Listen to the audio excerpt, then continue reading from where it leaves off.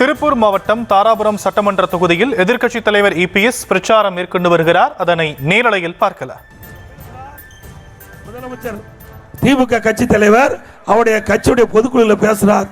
நான் இரவுல கண்மூடி காலையில கண் திறக்கும் போது எங்க திமுக கட்சிக்காரர்கள் என்ன பிரச்சனை நடக்கும் என்று அச்சத்துல கண் விளக்கிறேங்கிறார். அச்சத்துல கண் திறக்கிறாராம்.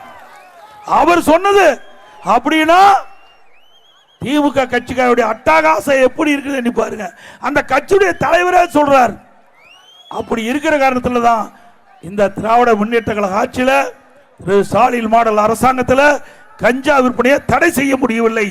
இதற்கெல்லாம் ஒரு விடுவி காலம் பிறக்க வேண்டும் என்றால் அண்ணா திமுக தலைமையில் இருக்கின்ற கூட்டணி வெற்றி பெற்று அண்ணா திமுக ஆட்சி அமைக்க வேண்டும்.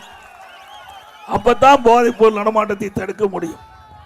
இன்னைக்கு ஒரு மாநிலத்தில் போதைப் பொருள் நிறைந்துட்டா அந்த மாநிலத்தில் எந்த வளர்ச்சியும் ஏற்படாது. இன்னைக்கு புதிய தொழில் வருகிற வராது. இன்னைக்கு மக்களுக்கு பாதுகாப்பு இல்லை. இந்த போதை ஆசாமியால் இன்னைக்கு மக்கள் பாதிக்கிறாங்க. இன்னைக்கு இந்த கஞ்சா போதை ஆசாமியால் இன்னைக்கு பல பாலியல் வன்கொடுமை இருக்குது. கொலை, திருட்டு, இப்படி பல சம்பவங்கள் இந்த கஞ்சா போதை ஆசாமியால் நடைபெற்றுக் கொண்டிருக்கிறது. இதையெல்லாம் தடுப்பதற்கு அண்ணா திமுக ஆட்சி தமிழகத்திலே மலர வேண்டும். இந்த கொங்கு மண்டலத்தில் உங்களுக்கு தெரியும், முதியோர்கள் எங்க அதிகமா முதியோர்கள் வசிக்கின்ற இடத்தை தேர்வு செஞ்சு அந்த முதியோர்களை கொலை செஞ்சு அவர்கிட்ட பொருள் எல்லாம் கொள்ளையடிச்சிட்டு போறாங்க. உண்மைதானே? இந்த அரசாங்கம் என்ன நடவடிக்கை எடுத்தது? எப்படி மக்களுக்கு பாதுகாப்பு கொடுக்க வேண்டியது அரசாங்கத்துடைய கடமை. ஆனா இந்த அரசாங்கம் இந்த கொங்கு மண்டலத்தில் பல முதியோர்கள் இன்றைக்கு கொலை செய்யப்பட்டிருக்கிறாங்க. அவருடைய பொருள் கொள்ளையடிக்கப்பட்டிருக்குது. முழுமையான விசாரணை இந்த அரசாங்கத்தில் நடத்த முடியல. குற்றவாளிகள் முழுமையாக ஒரு சில இடத்துல கண்டுபிடிச்சிருக்காங்க. முழுமையாக கண்டுபிடிக்க முடியாத ஒரு அரசாங்கம் திமுக அரசாங்கம். ஏன்னா போலீஸ்காரருக்கே பாதுகாப்பு இல்லை. 6 மாசத்துல 6 பேர் கொலைப்பட்டிருக்காங்க, கொலை செய்யப்பட்டிருக்கிறாங்க.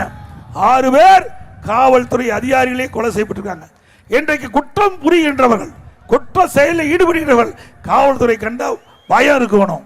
அந்த பயம் குற்றவாளிகிட்ட இல்லை. அதனாலதான் இந்த குற்ற சம்பவங்கள்லாம் அதிகமாக நடைபெற்றிருக்குது. அண்ணா திமுக ஆட்சியில் குற்றம் செய்கின்றவர்கள் அச்சத்தோடு காவல்துறை கண்டா பயத்தில் இருந்தாங்க. அதனால குற்ற நிகழ்வு குறைக்கப்பட்டது. இன்றைக்கு அண்ணா திமுக ஆட்சியில் சட்டத்தின் ஆட்சி நடைபெற்றது. திமுக அப்படியே நடக்குது. தினந்தோறும் பிரச்சனை நடக்காத நாளே இல்லை. நீங்க அண்ணா திமுக ஆட்சி இருக்கிற போது இன்னைக்கு தொலைக்காட்சி திறந்தா வெள்ளி விலை என்ன, தங்க விலை என்ன, என்ன நிலவரம் அப்படின்னு சொல்லுவாங்க. இப்ப தொலைக்காட்சி திறந்தா கொலை நிலவரம் என்ன, அதுதான் இப்ப வருது. அதுதான் இந்த திமுக ஆட்சியில் பார்க்கப்படுகிறது. அது மட்டும் இல்ல, அண்ணா திமுக ஆட்சியில பல திட்டங்களை கொண்டாந்தோம். எல்லாமே திமுக ஆட்சியில ரத்து பண்ணிட்டாங்க. தாலிக்கு தங்கம் வழங்குகின்ற திட்டம் நல்ல திட்டம் தானே? ஏழைகளுக்காக கொடுக்கப்பட்ட திட்டம் தானே? ஆக இன்றைக்கு ஏழை குடும்பத்தில் பிறந்த பெண்களுக்கு உரிய நேரத்தில் திருமணம் நடைபெற வேண்டும் என்ற எண்ணத்தில் அம்மா அவர்களுடைய சிந்தனையில் ஒதுக்கப்பட்ட திருமண உதவி திட்டம் 25,000 50,000 தாலிக்கு தங்க ஒரு சவரன். அண்ணா திமுக ஆட்சியில் 12 லட்சம் பெண்களுக்கு கொடுத்த அரசு அண்ணா திமுக அரசு. இன்னைக்கு ஒரு பவுன் 80,000 ரூபாய், அதை ரத்து பண்ணியிருக்காங்க. மீண்டும் அண்ணா திமுக ஆட்சி உங்கள் துணையோடு அமைந்த பிறகு தாலிக்கு தங்க வழங்கும் திட்டம், திருமண உதவி திட்டம் தொடரும். அது மட்டும் இந்த திட்டத்தில் இடம்பெறுகின்ற மணமகளுக்கு பட்டு சேலை கொடுக்கப்படும், மணமகனுக்கு பட்டு வேஷ்டி கொடுக்கப்படும்.